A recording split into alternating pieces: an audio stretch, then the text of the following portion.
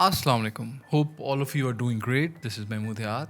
I'm a figurative painter based in Lahore. I happen to teach drawing and painting from beginner to advanced to all ages. So, whether you want to become an artist, conceptual artist, digital or designer, or whether you want to learn for fun, just drop me a message on my WhatsApp. So, let's begin. This is the part which shows how I handle the background. I'm going to share with you how I sketch out the basic outline, the structure, and concept of the background, keeping it as simple as possible. So, here I am using my large bristle brush. I have mixed a cool peach from cadmium red, ochre, and a bit of black to tone down its rich chroma value, and then added titanium white to take it towards a soft pastel tone. Now I'm adding a cool neutral blue again, trying to establish the depth between the sky and the pink clouds and applying the same transparent tone mixed in linseed over the subject because eventually it is going to show up on the skin as well. For the horizon, I'm simply using my black and cadmium red to draw out the basic line. This is where I thought a lot about where to place the horizon line. Should it be near the head or the ear, or should it be lower on the nose, the muzzle side?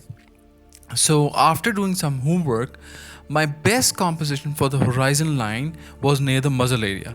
This, I believe, will give more breathing area to the whole composition since my horse and subject are going to move towards the darker tones.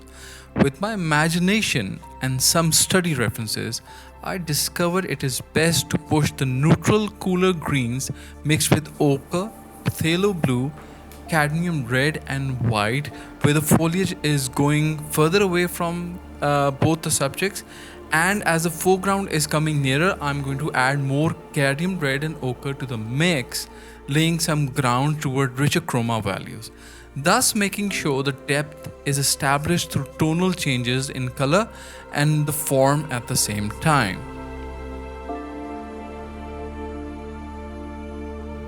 The fresher, cooler greens are established between the dull, cooler greens to make mid-ground foliage in loose brushwork.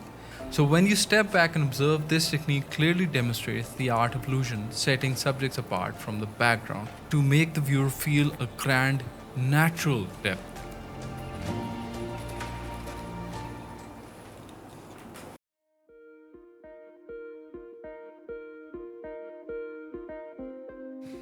Lastly, with a large soft brush, I am able to blend some areas between the foliage and horizon.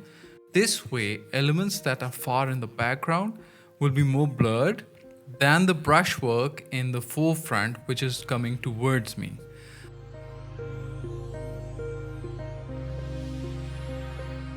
In addition, this part of the painting is more through visual research, or what I actually find inspiring through my research of the old masters, how they used to tackle the sky and the foreground.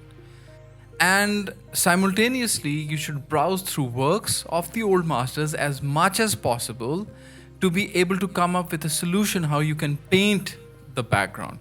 You don't need to copy it, but you can find solutions and inspiration from the master's reference, and then later on, eventually, as time goes on, your work is going to evolve into your own unique style.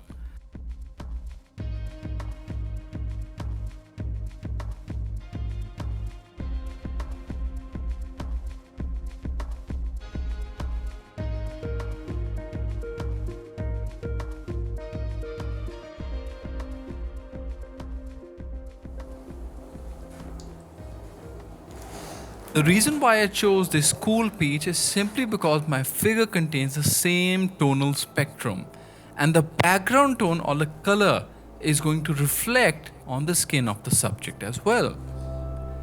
As I progress, I can see the effects of my background tone, and now I understand better that I need to make my subjects darker than the background so that the illusion that I'm trying to achieve sets the subject and the sky apart from each other. And this will ensure that my subjects give an illusion that it is in front and the sky is far in the background.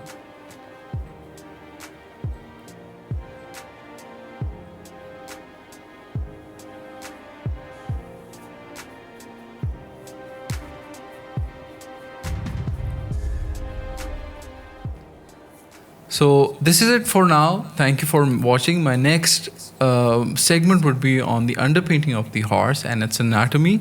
I hope you guys enjoyed this video. Don't forget to like, share with everyone. I make these videos for people who are unable to afford education and for whatever reason why they're unable to attend my sessions in person, so that I can get some valuable knowledge delivered to them. Thank you. Take care and Allah Hafiz.